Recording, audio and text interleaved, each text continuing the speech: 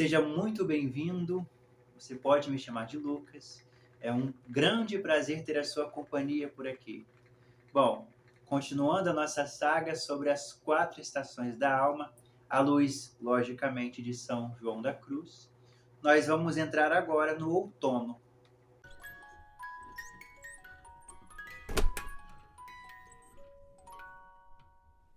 O que seria o outono?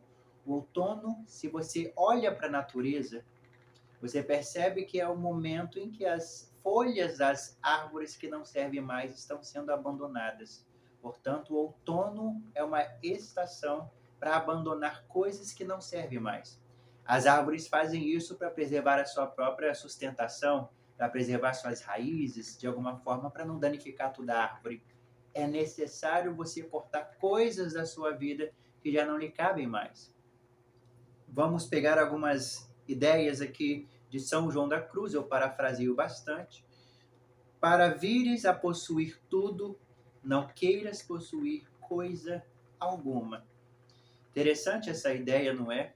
Revela uma chave psicológica quase, uma chave que talvez as pessoas possam atrelar realmente à espiritualidade. Você já percebeu na sua vida que quando você não faz esforço para conseguir as coisas, de alguma forma estas coisas fluem em sua direção? Uma pessoa que precisa a todo momento pensar em dinheiro, jamais terá dinheiro suficiente em sua carteira. É como se tão rapidamente o dinheiro entrasse, o quão rapidamente ele vai embora também. Não fica um centavo. E aquelas pessoas que de alguma forma não têm esses desafios financeiros, o dinheiro também começa a fluir. Vem, inclusive, de modos talvez quase milagrosos ou modos quase desconfiáveis, digamos assim. Aquela pessoa que mais necessita de um relacionamento e grita para o universo que carece de relacionamento é aquela que muito provavelmente terá pessoas indisponíveis ou não terá nenhuma pessoa ao teu lado. E aquela pessoa que não pensa nessas questões muito provavelmente atrairá mais facilmente outras pessoas. Por quê? Porque de alguma forma, se você consegue consagrar o amor dentro de você, você já sente esse amor dentro de você, você não necessita correr atrás dele. Eu só necessito correr atrás de alguma coisa quando eu sinto falta, quando eu careço de alguma coisa. Então é muito comum que essas coisas se dispersem na minha vista, ou de alguma forma minha vista fique nublada diante dessas coisas, não é? Mas quando você se sente de alguma forma pertencente, que nada te falta, hora ou outra, estas coisas fluem através do seu ser ou vêm na sua direção. Muitas pessoas podem ler isso como, de alguma forma, um dos grandes mistérios mágicos do universo. Mas é exatamente isso, não é? Eu ofereço tudo aquilo que eu já tenho. Eu transbordo aquilo que eu já tenho. Por transbordar, de alguma forma, esse fluxo volta para mim, que é muito difícil no momento de carência. Então, é muito propício que ele tenha dito: para vires a possuir tudo, não queiras possuir coisa alguma. É algo muito espiritual, é algo quase psicológico até. É um padrão que você sustenta, ainda que não perceba, não é? Então, o outono tem muito a ver com desapego. Para isso, eu preciso me desapegar de conceitos, de ideias, de idealizações, de desejos, inclusive, né? Nós temos aí a filosofia budista para nos dizer que o desejo traz sofrimento. Inclusive, certa ocasião, uma pessoa chega para o mestre: Mestre, eu desejo felicidade. Aí o mestre: então retira o eu, porque eu é ego. E retire o desejo também, porque o desejo traz sofrimento e só terás felicidade. Então, você não necessita desejar coisas. Quando você deseja, parece que você se coloca, ou o que você me revela é que você está numa condição de distância entre aquilo que você é e o que você deseja. Há um certo distanciamento. Então, uma pessoa deseja algo e conquista este algo, só que ela vai se sentir de alguma forma consumida por aquele algo que ela desejou, porque no fundo ela não queria aquilo. Então ela passa a desejar outra coisa, porque o desejo tem uma característica de distanciamento. Eu desejo não aquilo que eu tenho, eu desejo aquilo que está lá, fora do meu alcance, fora das minhas mãos. Então, imagine você uma pessoa que trabalhe e junte o seu dinheiro durante meses só porque ela vislumbrou um vestido na vitrine de uma loja. Até o momento que ela junta esse dinheiro e compra esse vestido. Ela usa esse vestido em apenas uma ocasião que ela considera especial. E depois ela vai sofrer para pagar as parcelas, por exemplo, ou talvez os juros, e esse vestido nunca mais será usado. E aí ela pensa, por que eu comprei o tal vestido? Porque, de alguma forma, esse desejo foi alimentado por uma espécie de ideia de que ela necessitava daquilo que estava faltando na vida dela, que sem aquele vestido a vida dela não tinha sentido.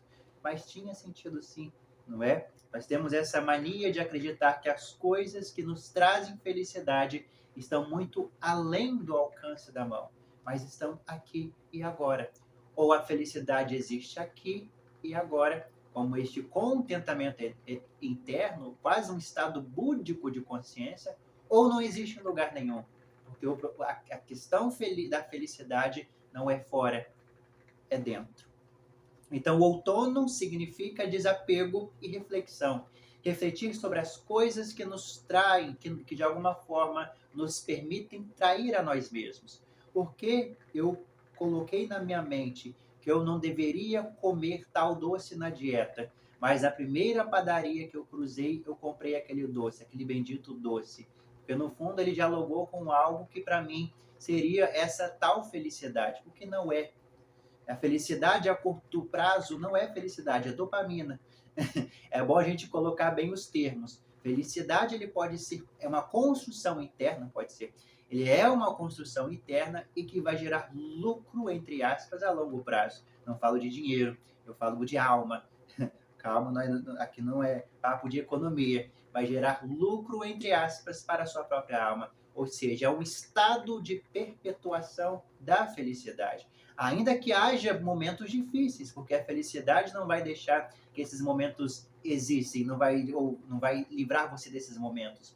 Mas você vai passar por eles com maestria. De alguma forma, você dará continuidade a a sua caminhada, porque terá como régua mestra da sua vida a própria felicidade, porque você é assim.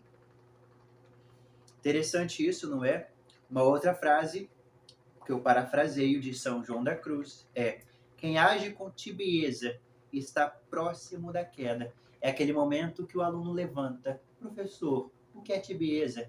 Tibieza é aquele momento em que, vamos supor, vou elucidar para ficar mais fácil. Quem age com tibieza está próximo da queda. Imagine que você queira fazer uma oração para Deus. Deus não costuma brincar em serviço. Quando ele coloca o dedo na sua vida, ele vai mudar tudo. Só que é desesperador. E eu costumo dizer que as pessoas não fazem orações porque elas perderam a fé. É exatamente porque temem a oração respondida. Porque uma vez que esse contato de coração para a divindade acontece também de lá para cá, não apenas daqui para lá, corre o risco de eu perder todas as coisas que eu construí até agora. Então, geralmente a gente tem como nós somos humanos, nós temos aquele interesse em barganhar com Deus. Eu quero que o Senhor mude essa situação da minha vida, mas não aquela. Mas e se ele mudar essa, ele vai ter que mudar aquela, porque às vezes aquela está conectada, nada está separado ou é isolado na sua vida, tudo está conectado. Por isso tememos bastante as orações, por isso não nos entregamos tão num sintoma enorme de sacrifício assim nas orações. Nossas orações, nós só fazemos orações de alguma forma teatrais, porque nós gostamos deste hábito. Eu costumo dizer, e até brincar, que se as pessoas soubessem o quão uma oração extremamente genuína, de coração entregue, ela é honrada, ela é ouvida, ela é realizada, não teríamos pessoas dentro das igrejas. Inclusive, não teríamos pessoas em qualquer templo. Por quê? Porque elas veriam que orações, quando respondidas, o primeiro sintoma é o vazio. você se pega perdendo tudo que você conquistou até aqui. Portanto, é o nosso inverno da alma, é este vazio. O vazio é o primeiro sinal de uma oração atendida. Então, são pessoas que de alguma forma saem da sua vida em situações inexplicáveis. É uma empresa que você abre que quebra naquela ocasião. É de alguma forma um golpe no seu ego frágil naquela situação. Você sente como se alguém estivesse puxando o seu tapete, destruindo todo o seu mundo construído até agora. Porque quando uma oração é atendida, quando Deus responde, ele não vai mudar uma coisa, ele vai reformar tudo. E é necessário, e essa é uma lei fascinante para engenheiros, para arquitetos ou para quem quer projetar uma casa. Se você tem em mente a casa perfeita, o prédio perfeito, a construção perfeita, um engenheiro vendo aquela residência, mantendo isso em mente, ele pode sim sacrificar toda aquela estrutura que já estava ali, porque ele confia no processo de reconstrução. Da mesma forma, nós, seres humanos, somos assim também. A vida tem uma grande capacidade de confiar no homem, mais no homem do que o homem confia nele mesmo. Se ela vê potencial, ela é capaz de destruir tudo o que ele é agora. Porque tudo o que ele é agora, segundo algumas tradições, seria uma ilusão. E aí a vida passa a domesticá-lo, entre aspas, passa a esculpi-lo como quem esculpe, como um artista que esculpe no cinzel uma obra de arte, uma obra em mármore Carrara. A vida, se ela consegue enxergar potencial, se ela consegue enxergar que você quer atingir esse potencial, ela é capaz de te destruir para te reconstruir numa nova forma. Os cristãos gostam de chamar isso como aquele momento de metanoia, ou seja, eu já estou conseguindo sentir o que Deus quer para mim, eu já estou mudando o meu pensamento, já estou tendo visões, eu já estou de alguma forma olhando para dentro dos olhos do meu Criador, para enxergar aquilo que Ele quer para mim, e confio nesse processo. É doloroso no início? Lógico que é, porque você estava acostumado à sua antiga forma, mas se você quer chegar a uma forma única, autêntica, poderosa, aquela que vai inspirar muitas pessoas, é melhor que você se entregue a esta. Uma oração atendida, primeiro sinal sempre é o vazio. Guarda isso, porque será muito relevante para a sua vida, tá certo? Quem age com tibieza está próximo da queda. Aquela pessoa que quer barganhar jamais vai conseguir atingir o seu máximo, porque eu falo com Deus, eu quero mudar essa situação da minha vida, mas eu não gostaria de sacrificar outras coisas. É aquela anedota que a gente costuma falar, que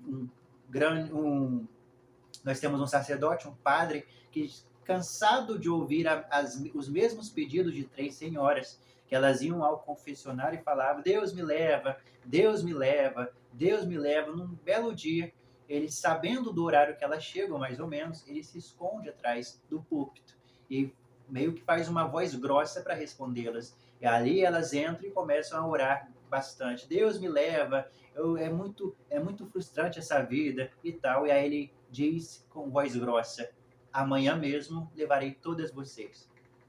Elas ficam assustadas, olham umas para as outras e começam: não, amanhã não, Deus. Porque amanhã é o casamento do meu filho, eu não posso faltar, é difícil. E depois eu teria um almoço em família. E depois eu tenho que fazer aquilo, e depois eu tinha que preparar. Ou seja, ninguém teme, ninguém realmente quer uma oração atendida. E quando Deus orienta, quando Deus coloca o seu dedo naquela vida, ele vai transformar tudo. É como se fosse uma faxina geral. Não tem como você, eu vou limpar, eu comprei uma casa nova, construí esta casa, reconstruí, sei lá, ajudei a pintar e tal, mas só tem uma coisa: eu só vou faxinar todos os dias apenas o meu quarto, vou deixar tudo os outros cômodos desarrumados ou bagunçados.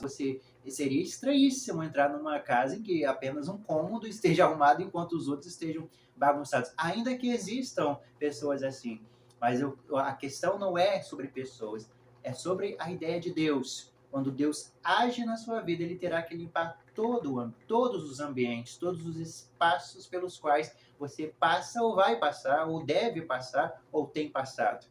O outono é aquele momento em que você, de alguma forma, precisa aparar as coisas que não servem na sua vida. Qualquer coisa que te prenda ao passado não te cabe no outono. Você deve refletir, é um momento de reflexão. Aquela pessoa que eu, sei lá, eu deixei a mente ter uma mania muito dolorosa, inclusive, de não nos deixar seguir em frente se tiver coisas em aberto do passado. Então, é uma pessoa que eu briguei e não consegui nem dar um telefonema para resolver a situação. O outono é propício para fazer isso. É um hábito que eu preciso cortar porque eu sinto que trava a minha vida. É um vício terrível, seja de pensamento ou de comportamento. É aqui que eu vou trabalhar em prol, em nome da minha alma, para que eu possa de alguma forma florescer. A primavera está chegando, tá certo? O outono é propício para desapegar de coisas que não servem mais. Eu costumo brincar que é mais fácil você começar a arrumar uma casa, começando pelas coisas que não te servem mais do que pelas que te servem. Porque uma vez que você retira aquilo que não te serve, ficará apenas o essencial. Comece sempre a arrumar sua casa, a sua vida, seus hábitos de pensamento, hábitos alimentares, hábitos de comportamento, relações, relacionamentos, sempre começando com a lista daquilo que não te serve. Com essa pessoa, estou com ela deve ter alguns padrões tóxicos. O que não me serve nela, eu não vou colocar dentro de mim. Então começo a arrumar desde aí. Na minha casa, o que não me serve, vou começar a arrumar desde aí, até que sobre o que é essencial. Nos meus hábitos, o que eu não quero e não aceito, em hipótese alguma, levar para o próximo patamar da minha vida. O que eu preciso, o que eu sinto que é como uma pedra sobre meus ombros, o que eu sinto como um peso que perturba a minha cabeça, não me deixa dormir à noite. Eu vou começar a me livrar destas coisas desde já. Aproveite que nós estamos entrando na quaresma. A quaresma, para mim, tem mais a ver com o inverno do que propriamente com o outono. Ainda que essas estações possam ser confundidas e aproveitadas, inclusive. Não é? Eu não sou muito inflexível em relação a que se a minha vida no inverno emocional, se a minha vida emocional está passando por inverno, significa que todos os âmbitos da minha vida estão passando. Eu não sou tão inflexível assim. Às vezes uma pessoa se destaca bastante no emprego, porque ela lá no emprego ela está vivendo o seu verão, a sua melhor forma no profissional. Mas que no amor ela está no inverno, está empacada, está em bloqueios emocionais que precisa revisitar. Então, de alguma forma, essas estações podem se confundir, é lógico que sim, mas é necessário não que elas se confundem, mas que você saiba exatamente onde está naquela situação para começar a usar os recursos próprios daquela estação. Tá certo? É isso que eu gostaria de dizer.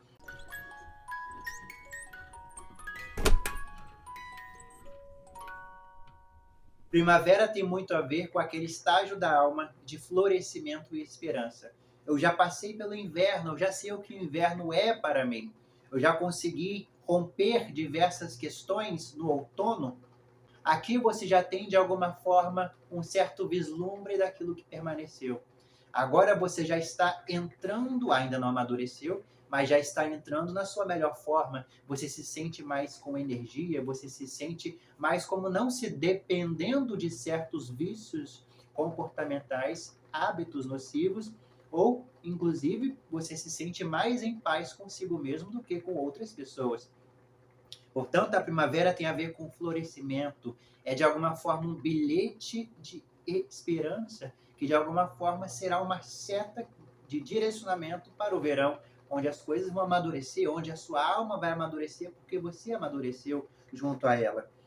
E aqui uma frase que eu separo de São João da Cruz, parafraseando, logicamente, nunca dizendo que ele disse exatamente assim, até porque há algumas confusões entre os seus comentaristas, mas olha que interessante. Esse é o espírito de São João da Cruz para a primavera. Parece-me que o segredo da vida está em aceitá-la tal como ela é. Bonito isso, não é? Aqui na primavera você já aceita a vida como ela é. Não significa que você cruze os braços, Como, por exemplo, se eu dissesse para uma pessoa que está no seu inverno, que é aquele momento árido e terrível, olha, aceite a vida como ela é, talvez ela não entenda naquela situação, porque há muita sensibilidade no inverno da alma. Então, não é tão propício dizer isso naquela ocasião. Mas na primavera, o que nós pressupomos é que a pessoa já saiba onde ela está. Ela está a caminho do amadurecimento, ela já aprendeu com as suas memórias do passado, de alguma forma ela já conseguiu solidificar aquilo que ela necessita para crescer na vida. Então é propício na primavera eu dizer que o segredo da vida é aceitar como ela é, tá certo? Do que no inverno. No inverno jamais poderia dizer isso, que a pessoa interpretaria exatamente aquilo que eu não gostaria. Talvez ela interpretaria essa frase como cruzar os braços e aceitar tudo, uma certa resiliência de que eu preciso me sacrificar mais para ganhar as coisas, e isso não é verdade. Nós não podemos, de alguma forma, romantizar sacrifícios que são desnecessários. Mas nós precisamos aceitar a vida como um fluxo constante, em que no momento eu estou embaixo e aproveito essa zona inferior, mas no próximo dia eu estarei lá no alto e aproveitarei naquele momento, porque a vida é fluxo. Toda a natureza sugere que o homem deve caminhar na mesma direção. Se houvesse dois riachos próximos de você, onde você beberia água? Suponhamos que um riacho da direita a água está parada há 10 anos, da esquerda está em constante fluxo. Você confiaria beber água em qual? É óbvio naquela que está em constante fluxo, porque tudo aquilo que é parado, a água parada, de alguma forma traz doenças, é contaminada, de alguma forma os mosquitos se proliferam ali, os peixes talvez não sobrevivem a essas melhor em água parada do que a água corrente. Da mesma forma, a vida do homem, quando a vida está parada, do homem, quando está parada, claro, quando não é uma pausa estratégica para descanso, para reavaliar estruturas, para entender quais serão os próximos passos, mas quando ele de alguma forma está parada, no sentido de uma eterna apatia, em que ele não se move nem para frente nem para trás, aqui sim problemas surgem. Você vai perceber que muitas pessoas que ficam doentes que começam a ficar doentes em seu estado sedentário de vida, em seu estado em que elas pacam, ficam imóveis, tal como pedras no oceano, por exemplo, não se permitindo nem ir e nem ficar ou nem se movimentar para um lado ou para o outro, porque a vida requer um movimento, toda a cura requer movimento, atitude, ação. É engraçado que tem uma moça de um canal aí no YouTube que ela falou algo interessante que serve para algumas pessoas, não para todas. Para pessoas que eu gostaria que ouvissem e que estejam, talvez, na transição entre outono e primavera. Talvez não fizesse sentido para quem está vivendo no inverno, por exemplo, mas para quem se considera vivendo no outono e até primavera, é muito interessante eu falar aqui. Você pode tirar um dia para refletir sobre sua vida, para ficar em pausa, para chorar, para sequer levantar da cama. Você pode, você tem esse direito. Um dia sim, 2 dias jamais. Porque aí, de alguma forma, aquilo se torna um vício também, um hábito de comportamento. Se tornar parado na vida pode se virar um vício de comportamento. E, de alguma forma, isso pode atrasar mais a sua vida. Portanto, a pausa é importante quando ela é estratégica, quando ela é para descanso, quando ela é para reequilibrar as energias, quando ela é para, sei lá, tentar entender uma discussão ou uma conversa ou colocar os pingos nos is para que você possa juntar as peças do seu quebra-cabeça ou as peças da sua vida, onde você quer chegar. De alguma forma, essa pausa estratégica é muito importante. Agora, uma pausa que não tem como destino uma ação é terrível. De alguma forma, vai atravessar a sua vida, vai permanecer. E se você não der o próximo passo, será fatal. Para muitas pessoas é fatal, porque nos torna um mero rio que não tem curso, um mero rio que fica naquela um mero rio que empaca, um mero rio que de alguma forma cria doenças e que as pessoas não gostariam de tomar banho ou beber dele, tá certo? Parece-me que o segredo da vida está em aceitá-la tal como é, mas sempre movimentando, nunca cruzando os braços, porque, querendo ou não, o segredo também, e aqui é interessante colocar, é sempre como você reage às coisas da vida. Não existe essa ideia de livre-arbítrio como as religiões começam a dizer, assim, né? Como as religiões têm nos ensinado. Porque nós somos coordenados primeiro por fatores genéticos, depois por fatores sociais, depois históricos, depois econômicos, depois políticos.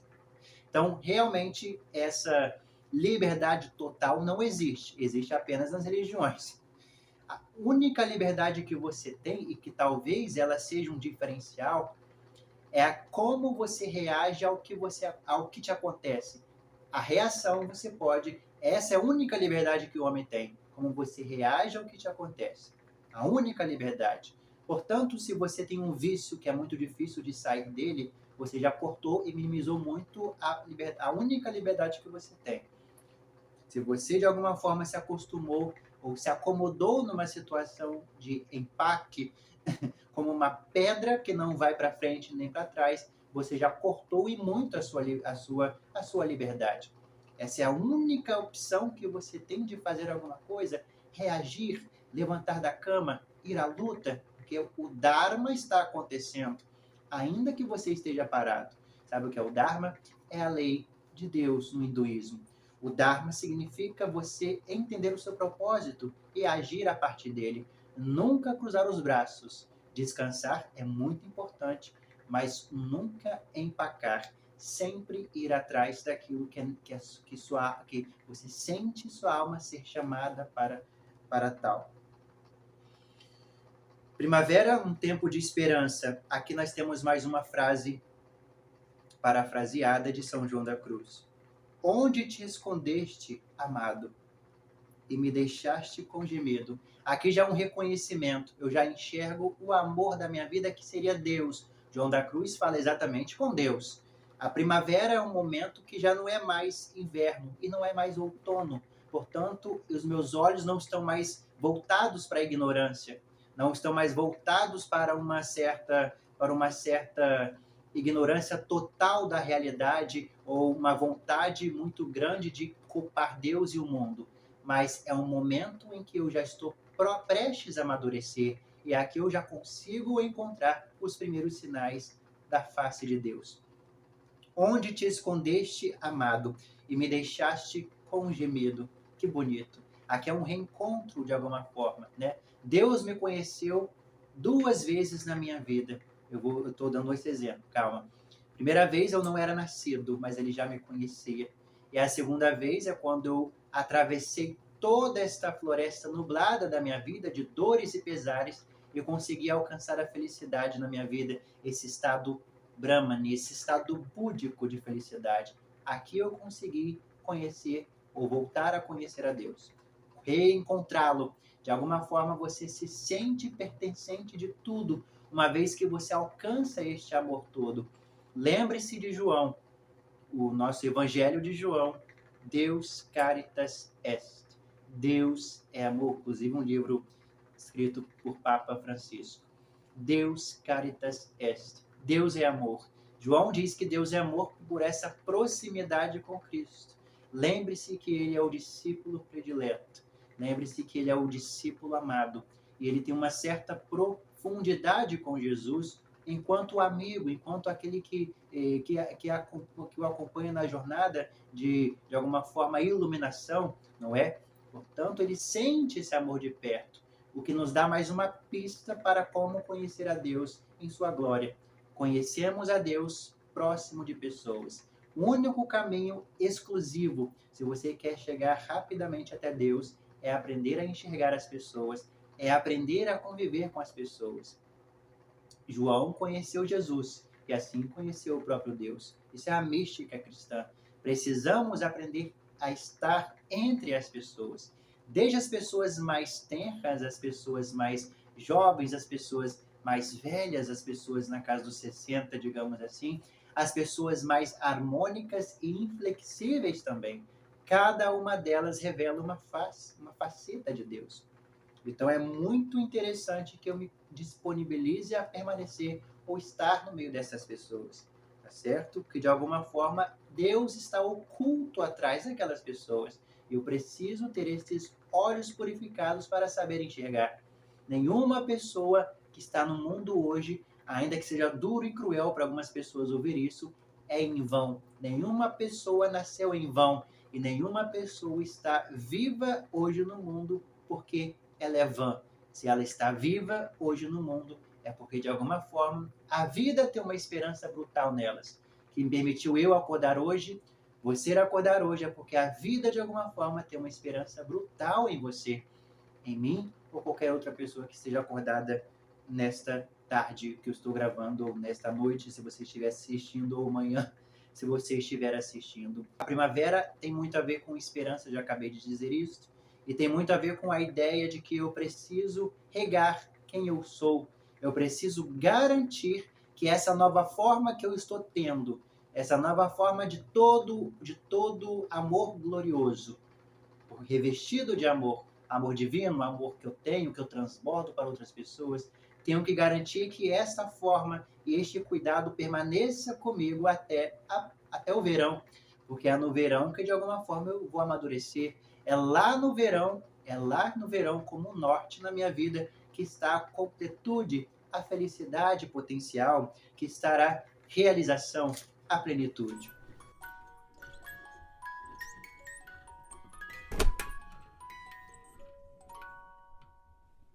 Sem mais delongas, o verão tem muito a ver com isso.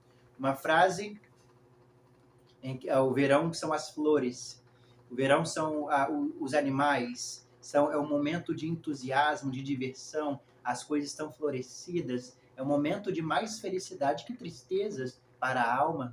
O momento do verão na alma é um momento de extrema felicidade, é do dever cumprido, de conseguir de alguma forma já estar em paz consigo, com Deus, com toda a natureza e com todas as pessoas. É uma plenitude muito grande. Já não há mais desejos estranhíssimos dentro de mim, já não há mais desejos egoístas, já não há mais raiva, não há mais sensação de vingança. Eu já entendi o que necessitava entender nessa situação. Para analisar, você chegou no verão, você está vivendo essa plenitude toda, você está vivendo este pulsar de alegria, como por exemplo, como se cada batida do seu coração ditasse de alguma forma alegria na sua vida, ou transbordasse todo esse amor todo através de si para outras pessoas, para analisar a sua vida. Aqui nós temos uma última frase, São João da Cruz, parafraseada sobre o verão. Já não guardo rebanhos, nem já tenho outro ofício, só amar é meu exercício. Que bonito isso, não é? Portanto, já a minha alma está dignificada. A minha alma já não está contaminada com vícios. Eu já ando a partir dela, eu já me sustento a partir dela e não do meu ego, e não do meu narciso. Portanto, eu transbordo amor. Amar é o meu ofício, não há outro ofício à minha disposição. Eu já venci todos os outros ofícios na minha vida. Portanto, eu faço o meu dever, me torno este amor todo garantido por lei divina, porque eu me aproximei cada vez mais de Deus. Por eu me aproximar de Deus, Deus caritas est, lembre-se, Deus é amor em latim. Por eu me aproximar dele, o amor jorrou em mim. E a partir de mim o amor flui. E eu decido as coisas da minha vida a partir do amor. O pulsar de cada coração, para mim, é o pulsar do amor. Eu não consigo mais ver maldade no mundo. Eu só enxergo as bem-aventuranças do Espírito. Então, esse é um momento de primavera, é um momento, de verão muito bonito. Porque você floresceu junto com a alma.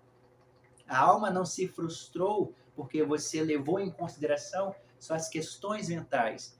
A alma se orgulhou porque ela de alguma forma conseguiu desempenhar o seu papel, te puxou de volta para Deus, te puxou de volta para a máxima do amor. É interessante isso, não é? Aqui as colheitas podem ser agraciadas. De alguma forma eu consigo saber o que eu posso colher. Eu consigo criar felicidade se eu quiser, não importa onde eu esteja, porque eu entendi que felicidade não estava fora, estava dentro. E esse é um estágio muito bonito da alma, não é? Eu não quero muito falar do verão, eu não quero muito, porque cada um tem as suas fases da alma, e lembre-se, as estações da alma não são tão inflexíveis quanto parece. Você pode viver o verão no amor, mas de alguma forma o inverno no seu trabalho, ou vice-versa. Em sua casa você pode estar em outono, em momento de cortar algumas coisas, tomar decisões muito difíceis, que no amor você está no verão, por exemplo, essas decisões já foram tomadas e você já está florescendo lá. Lembre-se, a proposta aqui é que você saiba identificar em que âmbito da sua vida você está, em qual estação, e usar as ferramentas propícias para ela, para que você tire o melhor proveito daquela situação. Já sei que eu estou na primavera, no meu trabalho, encaminhando para o verão. Eu vou mantendo este cuidado da primavera, porque ainda não é amadurecida. O verão é completude, mas a primavera ainda é maturação, eu tenho que cuidar ainda. Eu já sei o que eu vou colher lá, mas eu preciso manter aqui. No amor, eu estou no inverno, então é muito propício para eu refletir sobre algumas questões que já não me servem mais.